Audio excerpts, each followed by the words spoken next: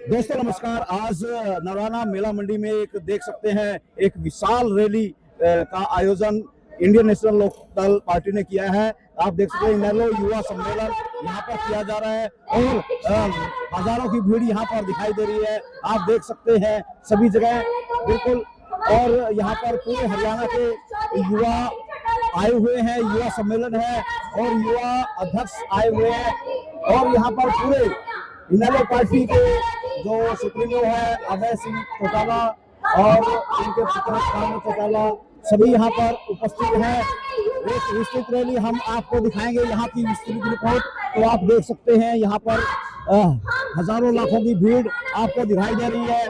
सामने से आप देख सकते हैं किसी प्रकार से महिलाएं भी यहाँ पर कम नहीं है।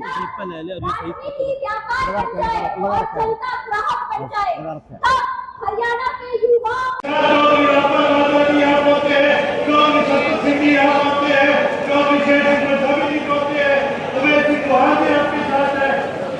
सभी साथी मिलकर उनका स्वागत करने का काम करें। इसी के साथ साथ इससे पहले विस्तार में सभी साथियों ने अपनी अपनी बात रखी और संपत सिंह जी और अभय सिंह जी आगे का दिशा निर्देश हमारे को देंगे। उससे पहले कुछ ही बातें आपके साथ करना चाहता हूं। पिछले एक साल में कई बार मुझे अलग अलग जगह युवा साथियों से मुलाकात करने का मौका मिला। हमने जिले वाइज जाकर के युवा की मीटिंगें करी और आज जैसे हमारे बीच में कुछ साथी लगभग 88 दिन से पंचकूला में HPSC के दफ्तर के आगे धरने पर बैठे हैं। उन्होंने आकर के भी अपनी बात रखी कि किस प्रकार आज हरियाणा का युवा बेरोजगारी के कारण या तो अपराध की दुनिया में जा रहा है या मजबूर होकर के नशे की लत में पड़ रहा है। साथियों, मैं नहीं कहता, मेरे आगे रखे ये तथ्य कहते हैं सरकार के खुद के किराए जो आंकड़े हैं वो कहते हैं कि किस प्रकार ग्रुप C और D में लगभग 18,000 नौकरियां आज हरियाणा प्रदेश के अंदर खाली हैं। आज HPSC के अपमानजनक बयान जो चेयरमैन कहते हैं कि हरियाणा का युवा अभी नौकरी के लायक नहीं है। ये वही चेयरमैन है जिनके दफ्तरों में कभी 4 करोड़ रुपए पकड़े गए रिश्वत के तौर पर और एक बार 1 करोड़ 70 लाख रुपए पकड़े गए। और जिस कमेटी में ये पैसे पकड़े थे वो और किसी की नहीं, वो मुख्यमंत्री की खुद की बनाई हुई कमेटी थी जिन्होंने इसका सारा का सारा जुम्मा लिया था। आज किसी को भी सजा नहीं मिली, किसी के ऊपर कोई कार्रवाई नहीं हुई। मैं नहीं कहता, पिछले दिनों हमारे प्रदेश के 2 मंत्रियों ने इस बात को कबूला था, एक तो ढांडा जी और दूसरे अनिल विज जी, कि किस प्रकार आज उनके डिपार्टमेंट में धांधलेबाजी होती है, रिश्वत ली जाती है। अरे जब मंत्री कबूल कर रहे हैं तो इस सरकार किसी बात का फैसला क्यों नहीं करती? ये सरकार किसी को दोषी क्यों नहीं करार करती? क्योंकि स्वयं सरकार में बैठे लोग इस बात पे गवाही दे रहे हैं कि किस प्रकार उनके डिपार्टमेंट में रिश्वत लेते हैं जो कि ऊपर तक जाती है।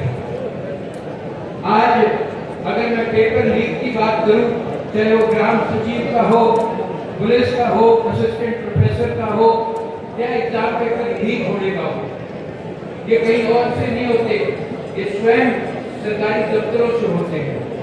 और पेपर लीक छोड़ो, हरियाणा प्रदेश के अंदर तो आज ये हाल है कि हमारे खुद के शिक्षक इतने सक्षम नहीं है कि वो हमारा प्रदेश का पेपर चेक कर ले। पिछले दिनों ज्योग्राफी का पेपर जो हुआ था वो बिहार में जो पूर्व में पेपर हुआ उसकी बिल्कुल एज फोटो कॉपी थी। उसके अलावा जो हिस्ट्री का पेपर हुआ था वो छत्तीसगढ़ के पेपर की हूबहू डुप्लीकेट कॉपी थी। क्या हमारे प्रदेश के जो शिक्षक हैं क्या वो इतने सक्षम नहीं कि वो अपने स्वयं प्रदेश के पेपर पढ़ाएं? अगर रिजल्ट की बात करूं तो PGT कंप्यूटर साइंस में 5100 नौकरियां निकली हुई है, जिसमें से 39 बच्चों ने पेपर पास कर लिया, लेकिन उनको अभी तक नौकरियों में पक्का नहीं किया गया। अगर मैं इकोनॉमिक्स की बात करूं 43 नौकरियां लगभग निकली भी हैं, 21 बच्चों ने पेपर पास करे हैं, लेकिन उसके बावजूद अभी तक उनको नौकरियों पे नहीं रखा गया। जहाँ पे मास कम्युनिकेशन की बात करूँ तो 23 नौकरियां हरियाणा प्रदेश के अंदर वेकेंट है। 5 बच्चों ने पेपर भी क्लियर कर लिया हरियाणा के बच्चों ने, लेकिन अब तक उनको कोई नौकरियां नहीं मिली।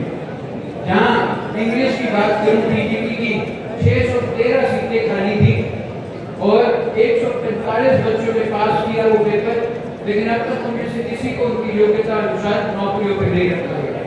लगभग 6000 नौकरियां ऐसी हैं जिनका पेपर हो चुका है, बच्चों ने पास भी करा है। लगभग 200 से 250 बच्चे हरियाणा के उसमें पास हुए हैं, लेकिन उनको अभी तक नौकरियां नहीं रखी। ये नाइंसाफी नहीं है तो और क्या है आज के युवा के साथ।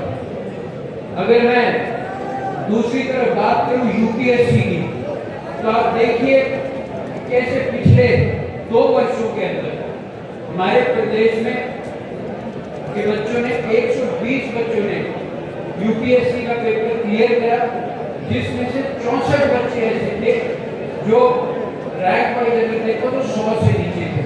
और जो भी हाल ही में रिजल्ट आया यूपीएससी का, उसमें एक अपना भाई है आकाश गोयल, जो पूरे हिंदुस्तान में तीसरे नंबर पर रैंक में आया है। लेकिन मैं पूछना चाहता हूँ कि आज क्या ये बच्चे जो यूपीएससी का पेपर क्लियर करके आते हैं, हमारी सरकार इनको योग्य नहीं मानती कि हरियाणा में नौकरियां कर सके? इनका बस चले थे कि आपको सिर्फ और सिर्फ ड्राइवर, चपरासी, कंडक्टर की नौकरियां दे सकते हैं, कोई अच्छे पदों पर बिठाने का फैसला नहीं कर सकते। इसलिए नौजवान युवा साथियों, मैं तो आज आपके बीच में निवेदन करने आया हूँ कि किस प्रकार जब जब इस देश के अंदर, प्रदेश के अंदर कोई लड़ाई लड़नी पड़ी, तो ये उदाहरण के तौर पर हमारे बुजुर्ग बैठे हैं जिन्होंने कभी रेल रोकी, रास्ता रोका, जेल भरी।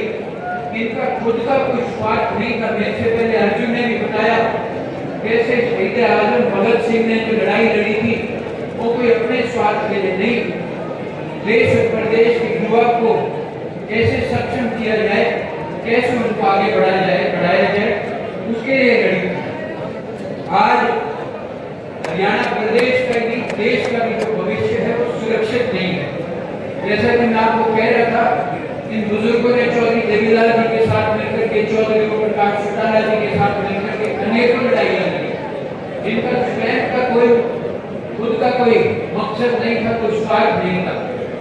इनका एक ही मंशा थी कि किस प्रकार हम हरियाणा प्रदेश के आने वाली पीढ़ियों का भविष्य सुरक्षित कर सकें। ये तो बात कर रहा हूँ मैं चौधरी प्रकाश चौटाला जी के साथ ही। आज मंच पर विराजमान है माननीय साहब संपत सिंह जी, आपके बीच में अभय सिंह जी, इन्होंने भी अपने वक्त में लड़ाइयाँ लड़ी। इनका कोई स्वार्थ नहीं था, इनका भी एक ही मकसद था कि आज के युवा का भविष्य कैसे सुरक्षित हो, और ये उसमें कामयाब भी हुए। लेकिन पिछले 20 सालों में ये जो कांग्रेस की और अब ये जो 11 साल से बीजेपी की सरकार है, इन्होंने केवल मात्र हरियाणा के युवा को पीछे ढकेलने का काम किया। मैं तो आपसे निवेदन करने आपके बीच में आया हूँ कि साथियों, अब एकजुट होना पड़ेगा। जात पात धर्म से ऊपर उठ करके, राजनीति से ऊपर उठ करके, जैसा कि इस गाने के तौर पर आपको प्रीति चौधरी जी ने भी बताया कि अपने अंदर का भगत सिंह जगा लो, आपके आने वाली लड़ाई में आप लोग कामयाब हो जाओगे। नौजवान साथियों, हमें एकजुट होकर के अपनी आवाज को बुलंद करना पड़ेगा। और मैं विश्वास रखता हूँ कि आज आपने जो जननायक चौधरी देवीलाल जी की और चौधरी प्रकाश चौटाला जी की कर्म भूमि पर इकट्ठे होकर के इस बात की हुकार भरने आप यहाँ पर पहुंचे हो कि हम एकजुट होकर के इस लड़ाई को लड़ेंगे। मैं आपसे निवेदन करूंगा, दोनों हाथ उठा करके मंच पर बैठे अपने नेताओं को इस बात का विश्वास दिलाएं और हमेशा जोरदार नारा लगाएं, इनकलाब जिंदाबाद, इनकलाब जिंदाबाद। आप सबने मेरी बात सुनी, उसके लिए मैं आपका आभार व्यक्त करूंगा, धन्यवाद करूंगा। पहले भी हमने इस कार्य में पहले लगातार 10 वर्ष तक इस हरियाणा प्रदेश को कांग्रेस के निरूपने का काम किया था। अब पिछले 11 वर्ष से लगातार भारतीय जनता पार्टी इस प्रदेश को लूटने में लगी हुई है। मैं लाखों की संख्या में आज आप के युवाओं से अपील करता हूं कि भगत सिंह, सुखदेव और राजगुरु से प्रेरणा लेते हुए आप सभी युवा लुटेरे बीजेपी और कांग्रेस के सबक सिखाने का काम करेंगे। अन्याय करना भी अपराध है और साथियों अन्याय कहना भी अपराध की श्रेणी में आता है। आज नरवाड़ा की धरती में युवा इनेलो पार्टी से जुड़ करके बीजेपी की सरकार द्वारा युवाओं के साथ किए जा रहे शोषण के खिलाफ अपने हकों की लड़ाई लड़ने के लिए तैयार हो जाओ। हरियाणा का युवा पूरे देश में सबसे ज्यादा मेहनती और काबिल है, लेकिन भाजपा की सरकार ने 11 साल में हरियाणा के युवाओं को गर्त में धकेलने का काम किया है।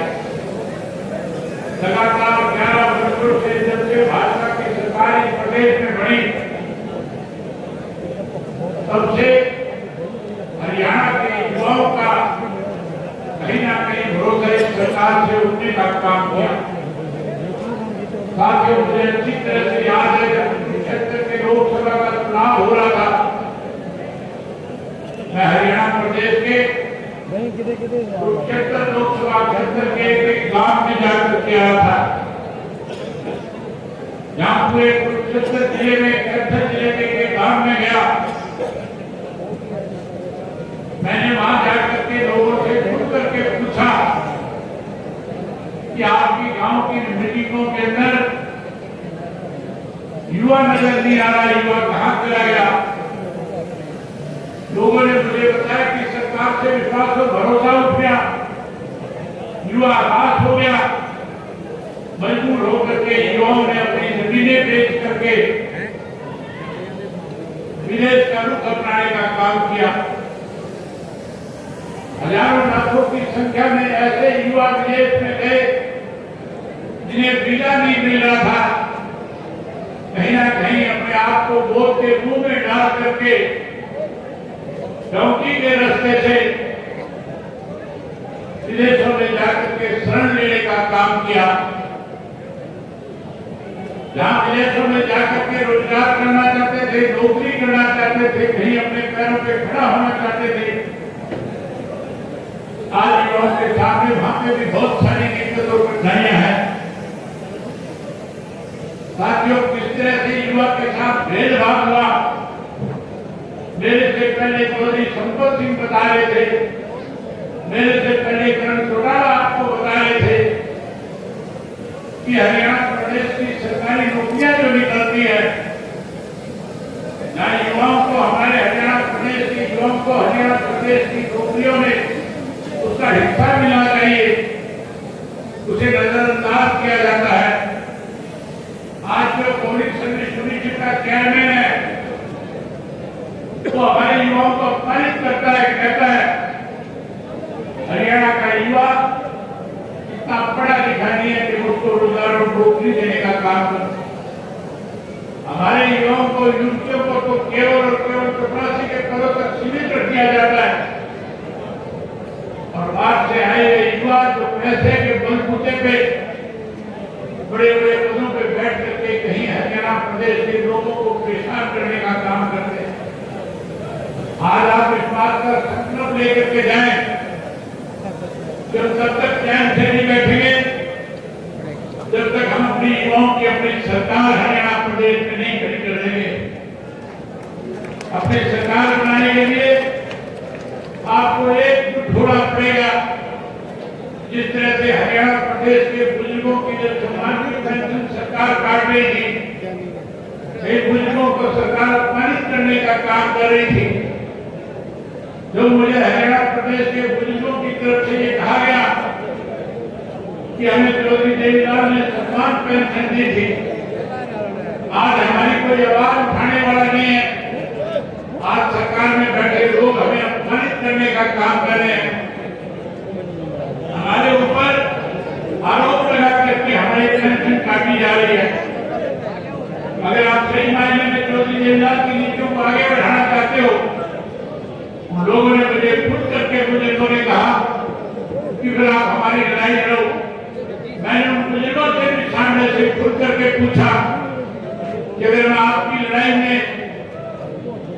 आपकी अप्लाई करूं तो क्या आप लोग मेरे साथ खड़े होकर के सरकार को मजबूर करने का काम करोगे? लोगों ने मुझे विश्वास और भरोसा दिलाया कि जो फैसला मिलेगा हम मेरे साथ खड़े हो जाएंगे और हर हालत में तब तक उस लड़ाई को लड़ेंगे जब तक कुछ लोगों के साथ न्याय नहीं हो जाएगा। मैंने तुरंत पार्टी के साथियों की एक बैठक बुलाई साल में 3 तारीख को, और बैठक बुला करके मैंने सब साथियों से विचार विमर्श किया कि हमें अपने बुजुर्गों को सम्मान पेंशन फिर से कैसे बात कराई जाए, कैसे इनका सम्मान फिर लौटाया जाए। सब साथियों ने कहा कि 20 तारीख को हरियाणा प्रदेश की विधानसभा का सेशन है और हमें उसी दिन 20 तारीख को जाकर के हरियाणा प्रदेश की सरकार का घेराव करना चाहिए, विधानसभा का घेराव करना चाहिए, गवर्नर को मेमोरेंडम देना चाहिए और सरकार को इस बात के लिए बाध्य और मजबूर करना चाहिए कि सरकार का फैसला वापिस ले। साथियों ने 20 तारीख का दिन तय कर दिया। हजारों बुजुर्गों का मेरे पास फोन आया, जगह जगह से बुजुर्ग कह रहे थे हमें केवल और केवल एक दिन के लिए आना है या कोई लंबे समय तक इस बात को लेकर के लड़ाई लड़नी है। जब मैंने हरियाणा प्रदेश के बुजुर्गों के पास एक संदेश भेजा कि हमें इसके लिए लंबी लड़ाई लड़नी पड़ सकती है, आप अपने साथ के अंदर 2-2 चैप्टर 5-5 टेस्ट लेकर के आए।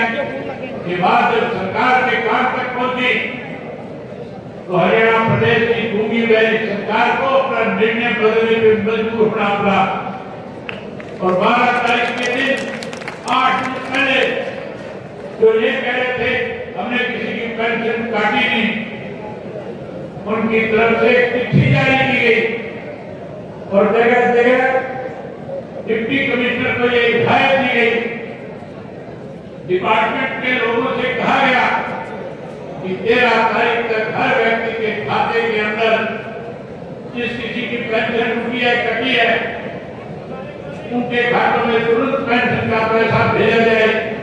और जब मैंने ये कहा कि मुख्यमंत्री ने जो 200 रुपए बढ़ाने की बात कही थी वो पैसा भी दिया जाए तो सरकार को वो 200 रुपया भी फिर साथ के साथ डालने पे मजबूर होना पड़ा। प्रदेश के हालात फिर उसी तरह के हैं।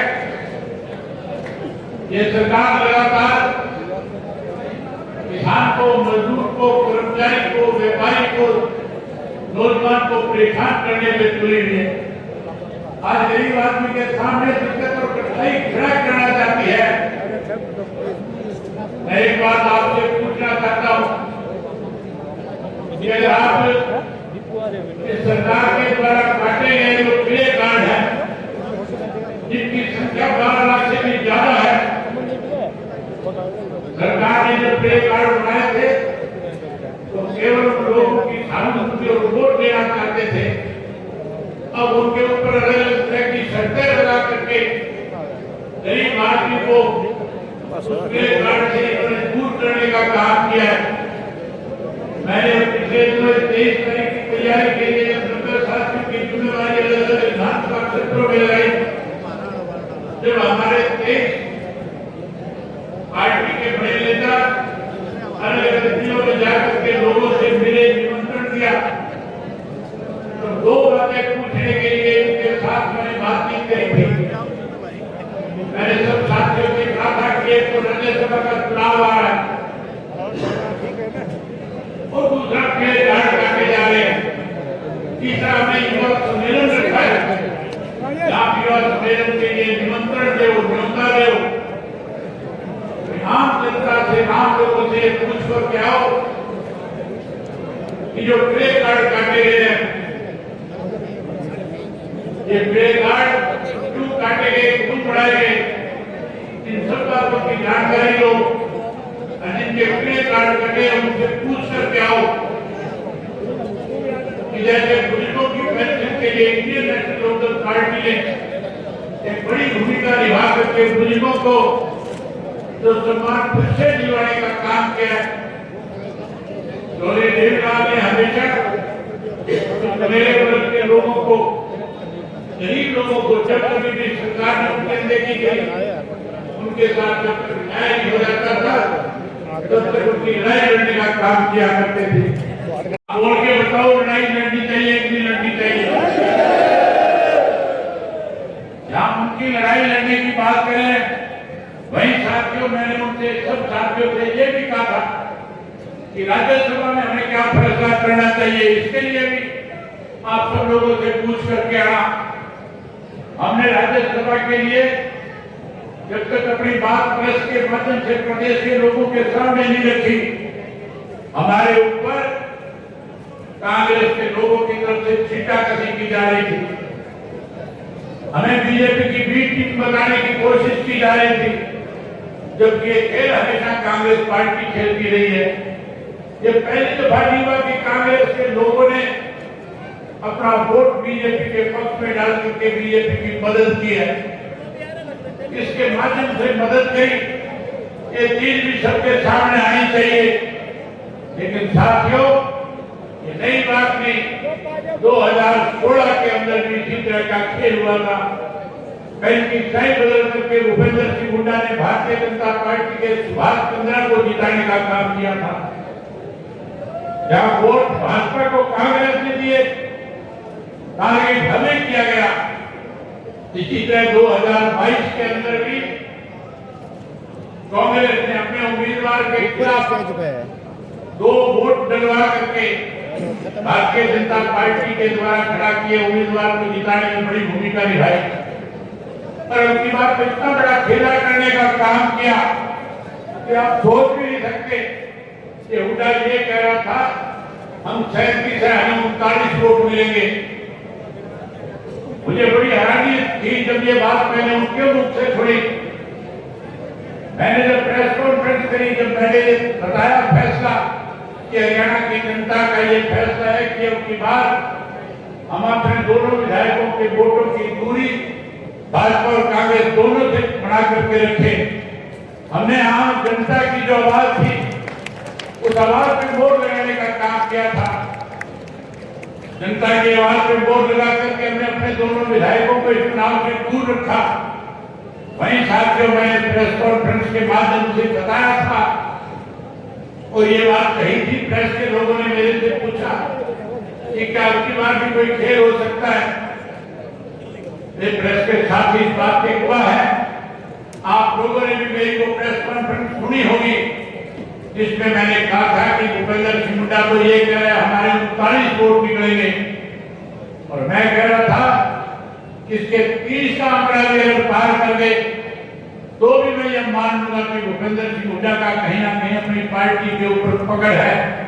लेकिन साथियों, जिसकी नीयत पे खोट होगा वो इस तरह की बात कह करके कहीं ना कहीं अपनी कमजोरी को छुपाने की कोशिश करेगा। आज भी कांग्रेस ही कहते हैं 5 वोट, 5 नहीं 9 वोट जो है कांग्रेस पार्टी के भारतीय जनता पार्टी के पक्ष में गए। 5 में तो वोट लगा करके सीधा वोट दिया, 4 के वोट कैंसिल हुए।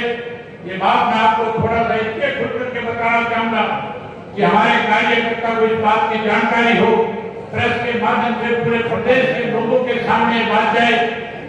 साथियों, राज्यसभा के अंदर जो कोई पार्टी की तरफ से एजेंट बनाया जाता है, कोई भी विधायक जब अपना वोट डालने जाता है तो उस विधायक को फिर अपना वोट उस एजेंट को दिखाना होता है कि मैं अपना वोट किसके पक्ष में डाल रहा हूं। भूपेंद्र सिंह हुड्डा स्वयं एजेंट था और हुड्डा के सामने 37 कांग्रेस के विधायकों ने वोट दिखा करके डाला था। इस हुड्डा को इस बात की जानकारी है कि कौन 5 वो लोग हैं जिन्होंने भारतीय जनता पार्टी के पक्ष में वोट डालने का काम किया है। इस हुड्डा को यह भी पता था कि कौन 4 वो लोग हैं जिन लोगों ने कहीं ना कहीं डबल क्रॉस करके वोट कैंसिल करवाने का काम किया है। ये 9 व्यक्तियों के वोट का पता भूपेंद्र सिंह हुड्डा को शाम को 3 बजे से पहले पता चल गया था। हुड्डा किस बात का इंतजार कर रहा था? हुड्डा ने 3 बजे प्रेस के सामने आकर के ये क्यों नहीं कहा कि हमारे अंदर भी दहशत है, हमारी पार्टी में भी कुछ ऐसे लोग हैं जिन्होंने कहीं ना कहीं अपना दीन ईमान बेचने का काम किया है। इसलिए ये बात ये रखना चाहता था, कहना चाहता था कि सारी बात हुड्डा की नोटिस में थी। ये खेल भी हुड्डा ने भाजपा के साथ मिलकर के हरियाणा प्रदेश की जनता के साथ एक बड़ा धोखा करने का काम किया है। आज हर व्यक्ति को हरियाणा प्रदेश की निर्देश की कोई बात की इस बात का पता है कि किस तरह से कांग्रेस और बीजेपी मिलकर के इस देश को, प्रदेश को कमजोर करने में लगी हुई है।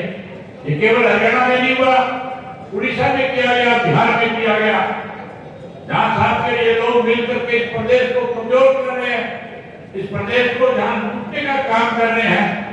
एक नागनाथ है, एक सांबनाथ है, एक इनका साथी तीसरा बिच्छूनाथ भी है।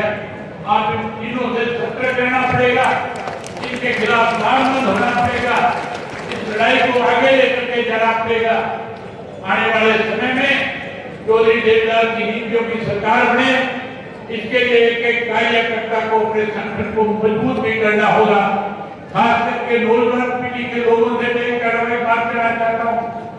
जहाँ साथियों आपने हरियाणा प्रदेश का नाम स्पोर्ट्स के अंदर उठाने का किया, जहाँ हरियाणा प्रदेश के बच्चों ने आज यूपीएससी के अंदर अपना तीसरा, पांचवा, आठवां, 10वां रैंक लेकर के इस प्रदेश का नाम बढ़ाया। वही आपसे उम्मीद करूंगा कि हरियाणा प्रदेश का युवा जो है आने वाले समय में पूरे देश के अंदर ये बात पहुंचाने का काम करेगा। जब हरियाणा प्रदेश का युवा जागृत हो चुका है, अब हरियाणा प्रदेश के युवाओं ने फैसला कर लिया है कि आने वाले समय में न केवल हरियाणा प्रदेश से कांग्रेस भाजपा का सूत्र साफ करेंगे, बल्कि हरियाणा प्रदेश में युवाओं की सरकार बनाकर के एक नई पहचान देंगे, इस देश को एक नया बदलाव करने का काम करेंगे। हमारी पार्टी की तरफ से फैसला है, हमने ये तय कर रखा है, हमने सब साथियों ने आपस में बैठ करके फैसला लिया है कि आने वाले समय में हरियाणा प्रदेश के युवा वर्ग के जो साथी हैं, चाहे वो हमारी बहनें हैं, चाहे वो हमारी बेटियां हैं, चाहे वो हमारे युवा साथी हैं, हम 50-20 पार्टी के कितने युवाओं को देकर के उनके पहचान बनाने का काम करेंगे। वहीं साथियों हरियाणा प्रदेश के पढ़े लिखे युवाओं को हमने पहले के अपने मैनिफेस्टो में लिखा था कि अगर हमारी सरकार बनी तो सरकार बनने के बाद हर घर से पढ़े लिखे नौजवान को रोजगार और नौकरी देने का काम करेंगे। हर घर से एक बच्चे को, चाहे वो लड़की पढ़ी लिखी हो, चाहे वो घर का कोई लड़का पढ़ा लिखा हो, हम उसको सरकारी नौकरी देंगे। जब तक सरकारी नौकरी नहीं लगेगा, हम अपने पढ़े लिखे नौजवानों को 21,000 रुपया सम्मान भत्ता देकर के उसको कहीं उसका सम्मान करने का काम करेंगे। वहीं उसके साथ साथ जो पढ़े लिखे बच्चे स्वयं अपना रोजगार करना चाहेंगे, हम उन्हें 1 करोड़ रुपए तक की राशि बिना किसी उसके ब्याज के उसको मुहैया कराने का काम करेंगे। और जो बच्चा 1 करोड़ से अपना कारोबार शुरू करेगा, उसके ऊपर कोई टैक्स नहीं लिया जाएगा, केवल उसको किस्तों में अपना पैसा देना होगा।